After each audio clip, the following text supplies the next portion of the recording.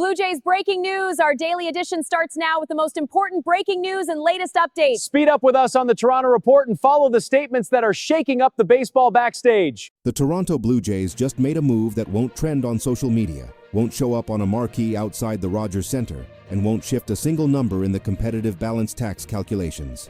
But it tells you everything about where this front office's head is at heading into the second half. Toronto has signed veteran outfielder Daz Cameron to a minor league contract, assigning him to the Florida Complex League roster, and we need to talk about why this tiny transactional footnote actually matters for a team sitting dead last in the AL East. Let's start with the record, because context is everything here. The Blue Jays go into the All-Star break at 45-51, last place in the American League East, 12 games back of the division-leading Tampa Bay Rays. But here's the number that should actually have Jays Nation paying attention. They're only 2.5 games out of the final AL wildcard spot. This is a team stuck in the mushy middle, not tanking, not surging, but very much alive in a soft wildcard field.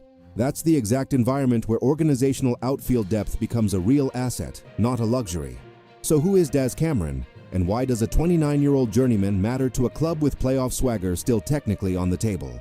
Cameron was a first-round pedigree prospect out of the Houston Astros system, and Blue Jays fans with a long memory will recognize his name from one of the most consequential trades of the last decade. He was part of the 2017 blockbuster that sent Justin Verlander to Houston, landing in the Detroit Tigers system as the return piece. That's not a name you attach to garbage time signings. This is a player who was supposed to be an everyday big leaguer. The tools never fully translated to sustained MLB production though. Across 5 partial seasons with Detroit, Oakland, and Milwaukee between 2020 and 2025, Cameron owns a slash line of 200, 258, 326 in 472 plate appearances, 160 games of major league at-bats that never found a rhythm. The OPS plus sits at 65, meaning he's been roughly 35% below league average offensive production over his career sample, and the BWAR of 1. 7 confirms this hasn't been a value-add player at the highest level. His most recent MLB look came with the Brewers in 2025. 21 games, a .195, .213 foul, 293 line, 1 home run in 41 at-bats. Those are not numbers that move the needle in a vacuum. But here's where the front office logic kicks in, and this is the part of the story that actually deserves the insider breakdown. Cameron just spent time in the KBO with the Doosan Bears, and before his production faded down the stretch, he was hitting 287, 364, 73 across 314 plate appearances. That's a real offensive line against professional pitching, even outside MLB competition. The swing decay came in the back half of that KBO stint, which led to his release. But front offices across the league, including Ross Atkins' group in Toronto, put stock in the idea that a player's true talent level often lives somewhere between his best and worst recent stretches. A 360 OBP over 300-plus plate appearances doesn't happen by accident. From a depth chart perspective, this signing checks a very specific box. Cameron is a true 3-position outfielder. He can play center, and he profiles as an above-average runner and defender on the corners. Toronto's system has had swings and misses on upper-level outfield depth for a couple of seasons now, and having a player who can capably cover all 3 spots gives the Blue Jays a break-glass option if injuries hit George Springer, Dalton Varsho, or whoever's rotating through the corner spots in Buffalo. This isn't a corner bat power projection signing. This is a we need a professional defender who can run signing, and those moves rarely make headlines, but frequently save seasons. Now let's talk salary cap and roster mechanics, because this is where the story gets more interesting than the box score suggests. This is a minor league contract. It does 0 damage to the 40-man roster right now, and it has no impact whatsoever on Toronto's competitive balance tax number. From a spot rack or COTS contracts lens, this transaction is essentially a rounding error, a depth chart hedge that costs the organization next to nothing in guaranteed money. That's exactly the kind of low-risk, non-committal value swing a front office should be taking in July, especially one that already has significant long-term money on the books for the core.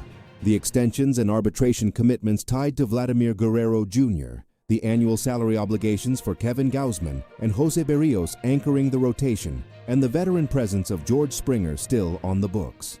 When your big-ticket spending is locked into foundational pieces, you find your margins in exactly this kind of low-cost, upside-limited flyer.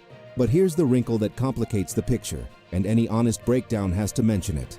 Cameron is out of minor league options. That's a critical detail. It means if and when Toronto wants to actually call him up, whether due to an injury in the outfield mix or a need for a table setter with speed off the bench, they can't simply option him back and forth between Buffalo and the Rogers Center without exposing him to waivers first. That limits his practical utility as a break glass in case of emergency piece.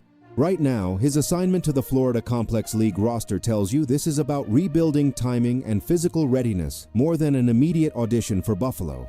Expect him to work through the Complex League and get some reps in extended slots before climbing the system, likely landing at AAA Buffalo if he shows the bat speed and timing are still playable. From a manager's chair. And remember, John Schneider has shown a willingness all season to rotate bodies through the corner outfield spots based on matchups and health. This kind of depth signing gives the coaching staff another evaluation project. If Cameron rebuilds any of that KBO-level offensive timing while playing solid defense in the Complex League, there's a pathway to a September look, particularly if Toronto is still mathematically alive in that wild-card race come late August. Teams sitting 2.5 games out with a full 6 weeks of the second half remaining don't get to be picky about roster churn.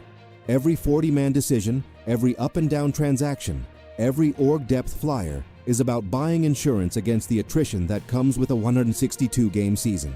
Let's zoom out for a second on what this signing says about organizational philosophy heading into the trade deadline conversation. Toronto isn't buying prospects and dumping salary, not yet at least based on public reporting. Instead, they're doing something smarter and quieter, patching system-level gaps with low-cost reclamation projects while keeping their powder dry for either a buy or sell decision closer to the deadline. If the Blue Jays go on a run over the next 2 to 3 weeks and close that 2.5-game wildcard gap, expect Atkins and the front office to lean toward buying, maybe bullpen help, maybe a rental bat. If they stagnate or slide further into last place, don't be shocked if names on that big league roster start generating trade rumors instead. Signings like Cameron's don't tell you which direction Toronto goes. They tell you the front office is covering its bases regardless of which direction the next 6 weeks take them. That's the full breakdown on the Daz Cameron signing, a low-cost, no-risk outfield depth move that says more about Toronto's cautious, wait-and-see approach to the trade deadline than it does about any immediate roster upgrade. Small transactions like this are the connective tissue of a 162-game season, and understanding them is how you stay ahead of the news cycle instead of reacting to it. If you want every Blue Jays transaction broken down with this level of depth chart and salary cap detail, the moves nobody else is covering with this much depth, make sure you're subscribed to the channel, drop a like on this video, and turn on notifications so you don't miss the next Blue Jays Insider Breakdown. Let's get to that wildcard spot together. See you in the next one.